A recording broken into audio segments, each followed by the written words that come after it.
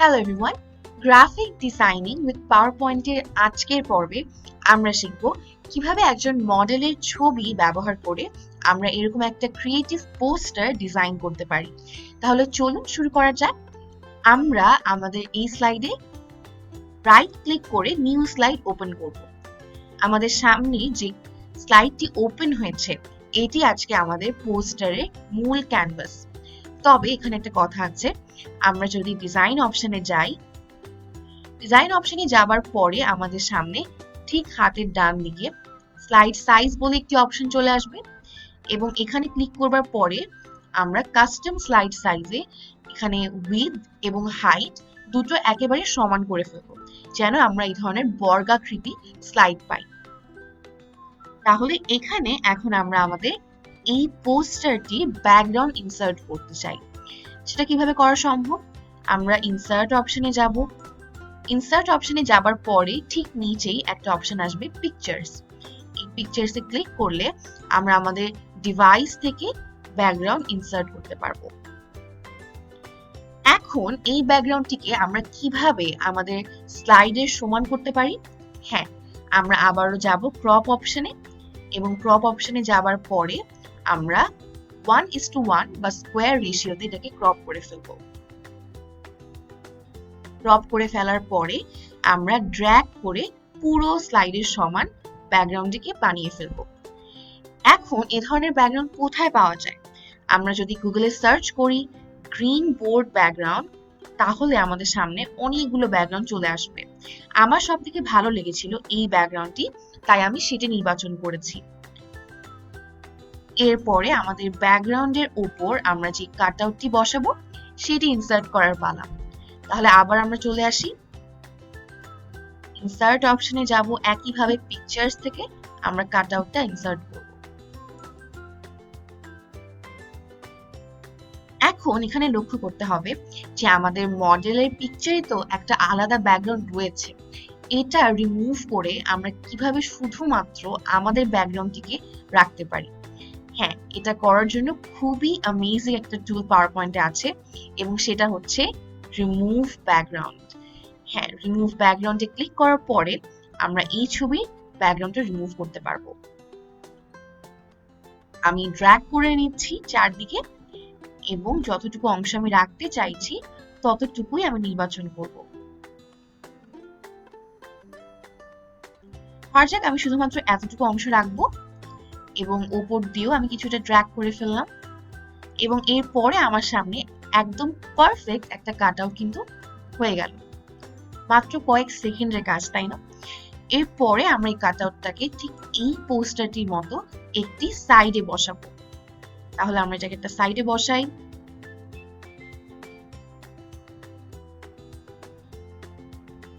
সাইডে বসানোর পরে আমরা চাইলে পিকচার ফরম্যাটে যাব। পিকচার ফরম্যাটে কিন্তু এই যে তিনটি আলাদা আলাদা অপশন রয়েছে, পিকচার বর্ডার, পিকচার এফেক্টস এবং পিকচার লেআউট। আমরা পিকচার এফেক্টস থেকে খুব সুন্দর একটা এফেক্ট এখানে দিব, সেটা হচ্ছে আমাদের শ্যাডো এফেক্ট। আমরা শ্যাডো এফেক্টে গেলাম। শ্যাডো এফেক্টে যাওয়ার পরে আমরা যে আউটার শ্যাডো গুলো রয়েছে সেখান থেকে একটা নির্বাচন করব। তাহলে আমরা আউটার শ্যাডো দিই এবং আমরা এই শ্যাডোটিকে কিছুটা সাইজে বড় করতে পারি চাইলে। আবার আমরা এখানে ব্লারটাও কিন্তু বাড়াতে পারি। সাইজে বড় করে ফেললাম এবং ব্লারটা বাড়িয়ে ফেললাম। এরপরে আমাদের ঠিক এই যে অ্যাপের স্ক্রিনটা রয়েছে বা মোবাইলের স্ক্রিনটা রয়েছে সেটা ইনসার্ট করার পালা এবং এরকম একটা এফেক্ট দেবার পালা। তাহলে আমরা চলে যাই, আমরা আবারও যাব ইনসার্ট অপশনে। ইনসার্ট অপশনে এবার আমরা একটা মজার জিনিস ইনসার্ট করব, সেটা হচ্ছে শেপস। তাহলে আমরা শেপে যে এই যে রেক্ট্যাঙ্গুলার শেপটা রয়েছে এটা নির্বাচন করব। এটা নির্বাচন করার পরে কিছুটা এরকম দেখাবে আমাদের মোবাইল স্ক্রিনটার মতো এবং আমি শেপ আউটলাইনে যাব। শেপ আউটলাইনে যাবার পরে আমি নো আউটলাইন করে ফেলবো। এবারে আমরা এই শেপটির মাঝে এরকম একটা স্ক্রিন কিভাবে আনতে পারি? অবশ্যই সম্ভব। আমরা চলে যাব শেপের feels option.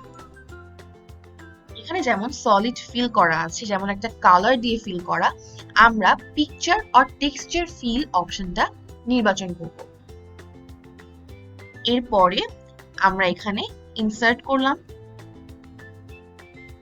From a file of my computer থেকে আমরা এই স্ক্রিনশটটা ইনসার্ট করব এবং আমাদের সামনে ইনসার্ট হয়ে গেল এই ছবিটা, যেটা আমরা এখানে ব্যবহার করেছি। এবং এটার যে ট্রান্সপারেন্সিটা রয়েছে সেটাও কিন্তু কমানো, যেমন এই যে 40%। এবারে আমরা এটাকে এরকম এফেক্ট দিতে চাইলে কি করতে পারি, আমরা এটাকে একটু ছোট করব সাইজে।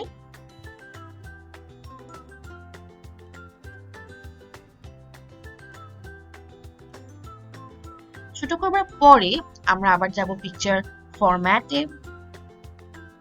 পিকচার ফরম্যাটে যাওয়ার পরে আমরা দেখতে পাবো যে আমাদের এই অপশনগুলো কোনোটাই কাজ করছে না, কারণ আমরা পিকচার ইনসার্ট করলেও আমাদের মূল জিনিসটা কিন্তু শেপের ফরম্যাটে আছে। তাহলে আমরা শেপ ফরম্যাটে যাব এবং শেপ ফরম্যাটে যাবার পরে এখান থেকে আমরা শেপ ফিলের কাজগুলো করব। শেপ এফেক্টসে গেলাম, যাবার পরে আমি একটা গ্লো অপশন চুজ করছি। বিভিন্ন কালার এখানে করা যায়, যেটা যার প্রেফারেন্স, তবে আমি চাইছি যে আমি এখানে হোয়াইট কালার যেটা আছে সেটা চুজ করব। তাহলে আমরা হোয়াইট কালারটা চুজ করে ফেলি এবং আমার সামনে এই ধরনের একটা স্ক্রিন তৈরি হয়ে গেল। আমরা আরেকটু বড় করে এই স্ক্রিনটাকে আমাদের কাটআউটের পেছনে পাঠাতে পারি। তাহলে কি করব, কাটআউটটাতে আমরা ক্লিক করলাম, ক্লিক করার পরে আমরা ব্রিং টু ফ্রন্ট করব। ব্যাস হয়ে গেল আমাদের ইনসার্ট এবং আমরা এটাকে ঠিক এই বরাবর বসিয়ে দেব। এরপরে আমরা আমাদের লোগোটি বসাতে পারি অথবা সরাসরি আমরা আমাদের লেখালেখির কাজেও চলে যেতে পারি। আমরা আগে লোগোটি বসাই, একই উপায় ইনসার্ট, এরপর আমরা পিকচার্সে যাব, পিকচার্সে যাওয়ার পরে লোগোটি আনবো।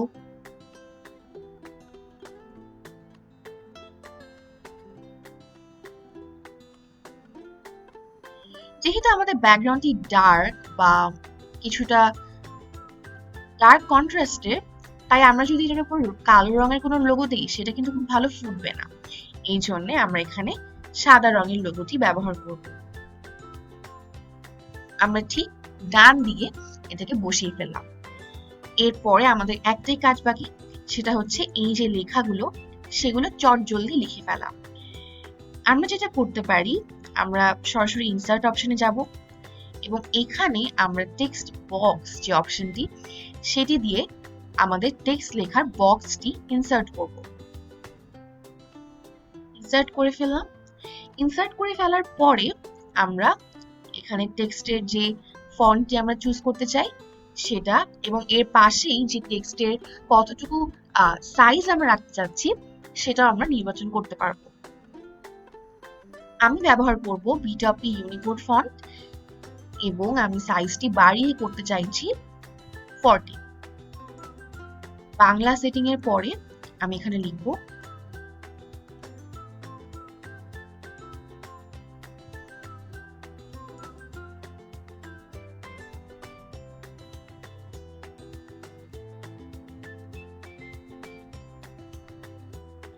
এখানে আমাদের যে কপিটি লেখা আছে, প্রায় লাখখানেক ছাত্রছাত্রীর করা সেরা ক্লাসগুলো তুমিও করে ফেলো 10 মিনিটে। তো এই লেখাটিকে আমরা পরবর্তীতে কিভাবে লিখতে পারি, আমরা এটার সাইজটা আরেকটু বড় করতে পারি। সেক্ষেত্রে আমরা এখানে এই যে অপশনটি রয়েছে টেক্সট সাইজ বড় করবার, সেটি দিয়ে আমরা বড় করে ফেলবো। আমরা চাইলে আমাদের স্ক্রিনটিকে আরেকটু ডান দিকে শিফট করতে পারি, যেন আমাদের লেখার জন্য আমরা আরেকটু বেশি জায়গা বা স্পেস পাই। এরপরে আমরা এই লেখাটিকে রাইট ক্লিক করে কপি করলাম, পেস্ট করলাম এবং আমরা বাকি অংশটুকু লিখে ফেলবো। বাকি যে অংশটুকু আমাদের সামনে ছিল ছাত্রছাত্রীর করা সেরা ক্লাসগুলো, তাহলে আমরা লিখলাম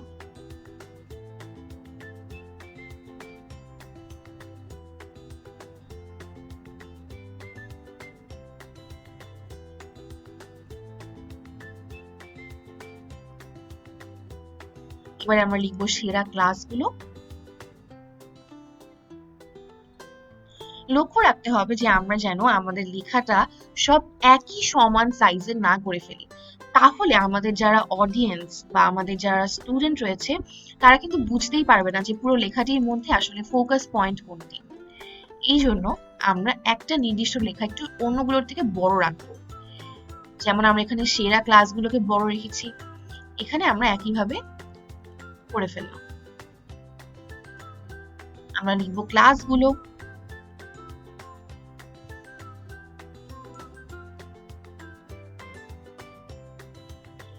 এরপরে আমরা লাখখানেক যে কথাটি রয়েছে এটিকে একটু অন্য রং দিতে পারি, যেমন এই রংটি আমার মোটামুটি ভালো লেগেছে। তাই এটা দেবার পরে আমাদের ব্যাকগ্রাউন্ডের উপর খুব ভালোভাবে ফুটে উঠছে যে কোন লেখাটিকে আমি আরেকটু বেশি হাইলাইট করতে চাই। এরপরে আমরা দিব তুমিও করে ফেলো 10 মিনিটে।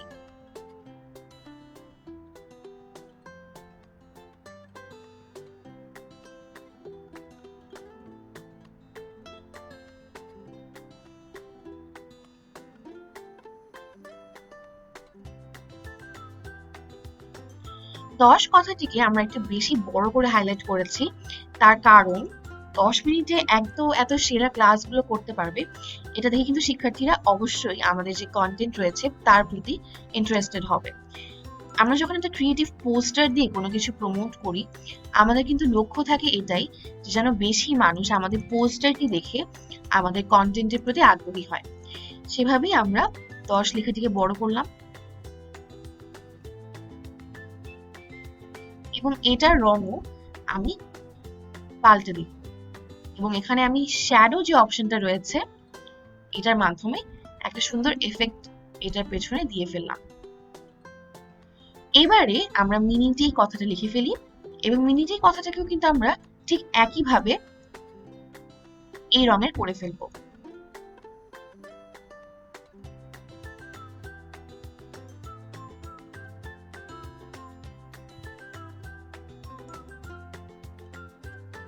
আবারও বড় করলাম এবং বড় করার পরে এটার রংটা আমরা ঠিক একইভাবে পরিবর্তন করব।